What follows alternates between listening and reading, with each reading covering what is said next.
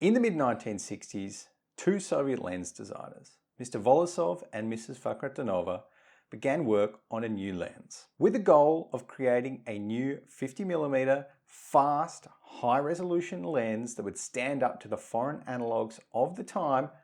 They had a big challenge on their hands. But what they were able to subsequently produce was not only one of the brightest lenses for 35mm film cameras that the Soviets ever made, but a lens that proved once and for all that the Soviets could innovate and overtake Western lens designs of the time.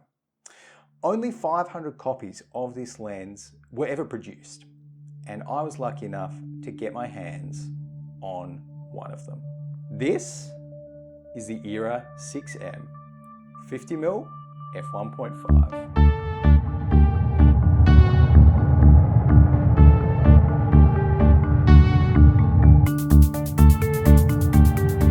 Alrighty guys, let's get into it. Today we're taking a look at the ERA-6M, one of the rarest Soviet lenses on the planet.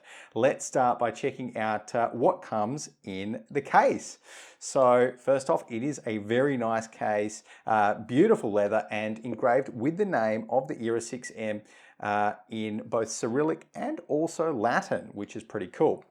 Now inside the case there is three 58mm filters, a UV filter, a yellow filter, and a green filter as well. The lens itself is pretty heavy for a 50mm. It's about 370 grams according to my scales, and it gives you a bit of a surprise when you pick it up. It is very heavy for its size due to the sheer amount of glass within it. It's also because the glass in this lens is not just standard optical glass. The Soviets used some very special, high quality lanthanum super heavy crowns in this lens. Lanthanum crowns that by some accounts might have been a touch more radioactive than some of the other optical elements of the time. But yes, this lens spared no expense. It was one of the only lenses to use this much and this high quality glass that the Soviets ever produced. Now the ERA-6M I have here was produced at the KMZ plant, as you can tell by the KMZ logo on the front of the lens, and was part of the experimental batch which started production in the early 1970s. The exact year isn't known, as all experimental lenses started with the 3 zeros instead of the 2 digits of the year, but a good guess is 1971. And I picked up my copy here for a price of about $1,200 US on eBay. With its M42 screw mount on the back of the lens, you can pretty easily mount this to any modern mirrorless full frame camera. I just use an M42 to Nikon Z adapter and it works perfectly. Now the ERA has a front filter thread of 58mm and it doesn't come with a lens hood, which you should definitely consider buying separately, as I have. For maximum contrast, to really kind of get the most out of the ERA, and particularly if you're interested in kind of reducing flares, because yeah, we'll go into a little bit later, but the coatings on the ERA, not the best. Now, the ERA's aperture goes down from f1.5 through to f16. It is a nice clicky aperture, and the aperture ring itself doesn't actually travel too far. So it can sometimes be a little bit tricky to know what aperture you are at. When it comes to the focus ring of the ERA-6M, mine's a little bit stiff, but it does have a focus throw of 120 degrees, which is, I find, just enough to be able to get everything in pin tack focus. Now, in terms of build quality, there were 3 different variations of the ERA-6 made. Some of them were made for the Kiev mount at the Arsenal plant, some at KMZ. All of them were just purely metal and glass construction. Mine, of course, does have that focus ring that's a bit stiff, but there's nothing about this lens's construction that prohibits me from taking beautiful, sharp photos. Now, the ERA-6M, in terms of optical design, has a completely unique, patented 6-element in 5-group optical design, including a couple of glued optical elements at the back of the lens. Now, the optical design of the ERA-6M is not copied from any other lenses of the time. It is a native optical design, hence the ERA name. Of course, when the Soviets used names like Jupiter or Helios, that indicated that it was a sonar-based or a biotar-based kind of design of those other lenses. Now, another fun fact, even though the ERA-6M is technically listed as an f1.5 lens, by all accounts, it is closer to an f1.4 aperture in reality. But the Soviets, they did tend to actually err on the side of caution when it came to technical specs and would kind of put on what the absolute worst, copy of the lens from the factory could do. But what that actually means is that for an f1.5 lens, you're not going to be getting any less than, kind of T1.5 stops of light. So we've talked about build quality now. Let's get into how this lens actually looks when you take photos with it. So starting off with some characteristics, vignetting first, you can see that at f1.5, the ERA-6M has some pretty strong but pleasing, in my opinion, vignetting in the corners of the frame. That goes away by around f5.6 or so, and it's also nothing that you can't correct in post. Moving on to distortion though, the ERA displays some pretty visible barrel distortion, more than the other Soviet lenses of the time. But again, this is also something that today very correctable in post-processing if you're looking for perfectly straight lines across the frame. On the topic of chromatic aberration, this is an area where the ERA excels. You will barely see any fringing when you have highly contrasting edges, even at f1.5. Stop down, that fringing goes completely away.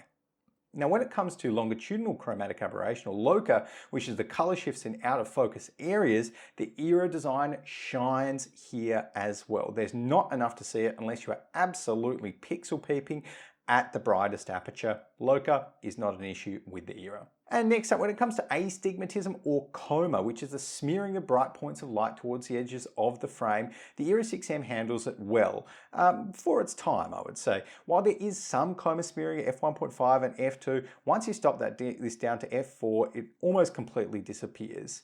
For astrophotography, you probably do want to stop it down to, about f2.8 or f4, which admittedly kind of reduces the usefulness of the aperture. But in saying that, look, I've still shot it at f1.5 for astro and, got some cool looking photos.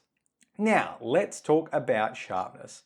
There is no Soviet lens that I own which can resolve more than the ERA-6M.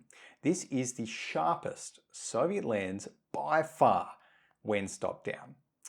When it's wide open, the sharpness of the lens is impressive too. You don't see any halos, ghosting, bloom, or pretty much any of the other things that you expect to see on a f1.5 lens that was, manufactured at the start of the 1970s.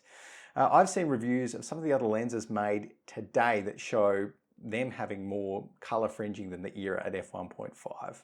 Now, I took some sharpness test shots with the ERA-6M and put them into a program that spits out a sharpness value using a method similar to modern focus peaking algorithms.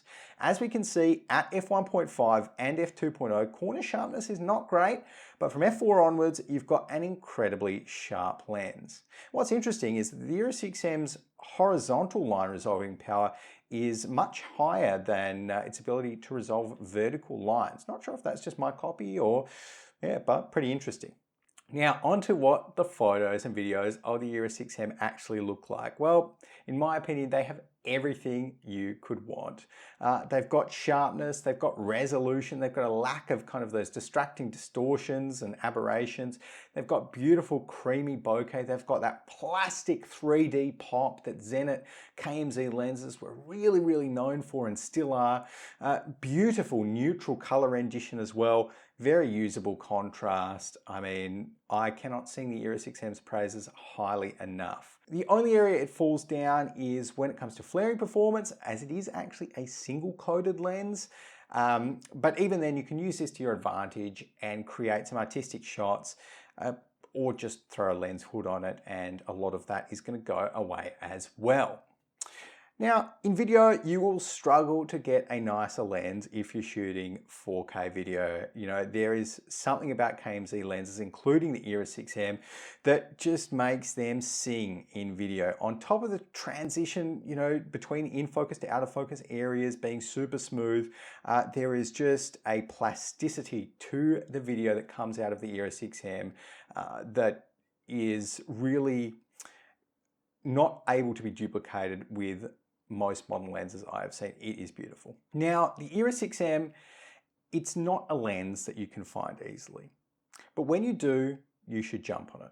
This is a lens that demonstrates exactly what Soviet engineering was capable of and is living proof that when the Soviets put their mind to it, they could take first place in the global race for optical perfection.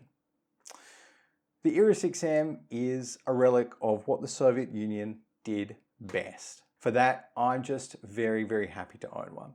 If you guys see it, don't hold up, buy yourself one. You will not be disappointed. But for now though, that's been it for today. Thank you very much for watching another Soviet lens review. Remember, subscribe to the channel, always appreciate it. Leave me a comment down below, what is your favorite Soviet lens?